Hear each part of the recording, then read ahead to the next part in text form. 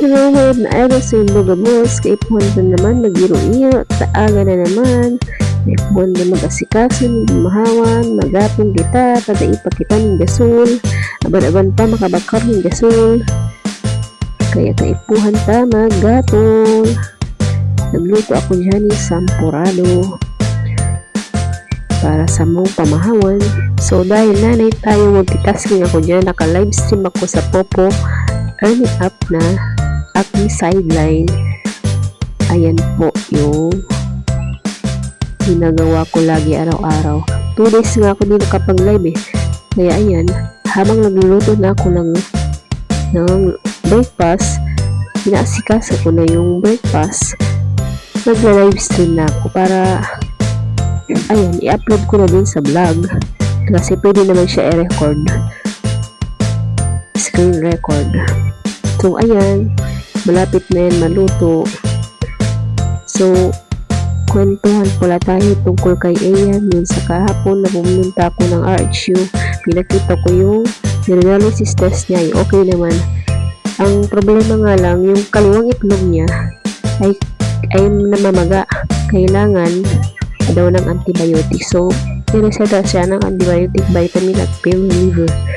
So dapat ang kailangan pala sa mga ganong sitwasyon, kaya namaga yung itlog niya kasi dapat daw kahit nag ang lalaki, dapat nilinis din pala. So nasanay kasi ang bata na hindi siya naglinis ng pagkawiwi niya. Kung nangyayari nawiwi niya yung short niya na di niya inaasahan, na di niya napigilan, nilinis ko naman. Pero yung siya mismo yung hindi niya talaga nililinis kasi natural naman sa lalaki, di ba? Hindi talaga na naglilinis. So dapat ganun din gawin nyo. Mga babae, mga lalaki, kailangan natin maglinis ng ating mga private part. So makinig tayo sa doktor para ewas bakterya. Napasukan tayo ng bakterya sa ating private part. Yun lamang update sa aking anak. So magkaka-ideya po kayo. So kayo mga lalaki, kailangan nyo din po yun. So ayan, sa mga oras na yan, maglalaba ako niyan, nagpatulong ako kay Sean para ibaba yung patya na may tubig na inipin ko kagabi. Kainis nga kagabi, kunti lang yung naipon ko, 1 drum lang at kalahati. Samantalang 6 yun na drum Buti may 2 drum, may laman pa yung 2 drum. Ayan, tanghali naman, kahit mainit, nagluto ako dyan sa labas kasi wala pa ako niya ng gasol. Mga hapon pa ako nagpabili kay Papa kasi tinignan niya muna yung presyo kung magkano talaga. Kasi ang alam namin, nasa 1.5. Yun pala, nasa 1.602 dun sa BK Twins. May nakita siyang 1.632. Iwan ko, nakalimutan mo yung store ko saan. Sa BK Twins, nakakuha kami ng 1.602. O, naibalik sa aking friend na ni Papa. Siya yung pinapasulit ko lagi pag may kailangan ako dito sa bahay.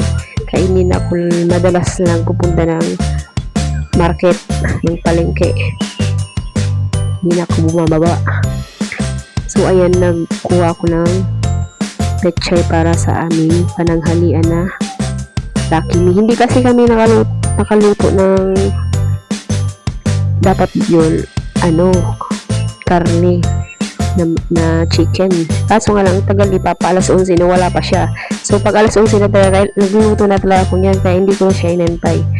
Kaya nagluto na ako ng Lucky Me, bumili na ako sa tindahan. So ayan nga pala, naglagay ako ng mga organic fertilizer na naipon ko sa planggana na maliit. Yan ang ginagawa kong fertilizer sa aking mga gulay. Hindi na ako bumili ng mga fertilizer. Yan ang ginagawa ko. Tapos yung sinaing na bigas, yun na yung may tubig dun sa may, ito yun sa batang yun.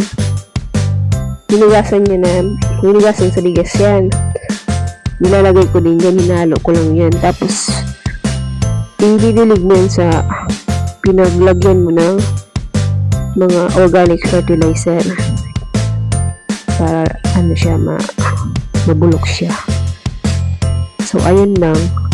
Yun ang ganap ngayong hapon. Mga pinagbisihan ko. Pagkadilig ko, naglagay ako na yun.